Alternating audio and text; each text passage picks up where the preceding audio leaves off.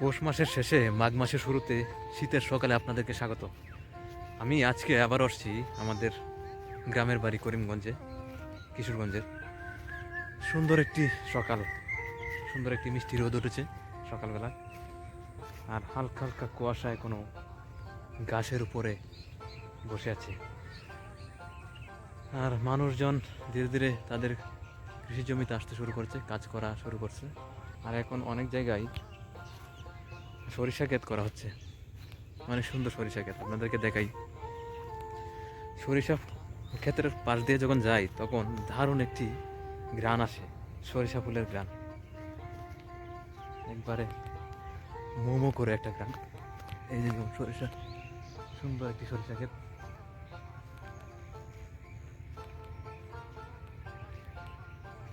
অনেক সুন্দর।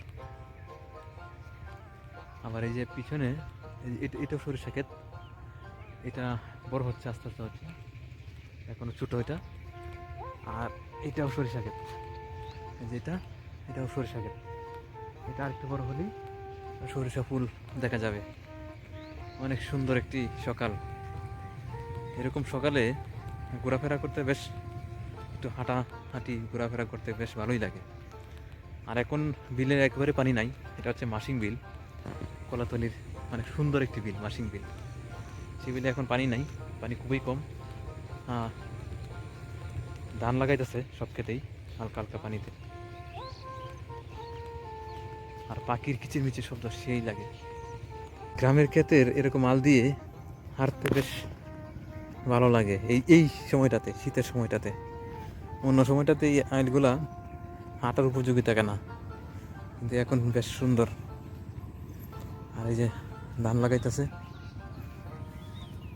এদিকে হচ্ছে সরিষা ক্ষেত, অনেক সুন্দর। এখানে আরেকবার আসছিলাম, একটা সাপ পাইছিলাম,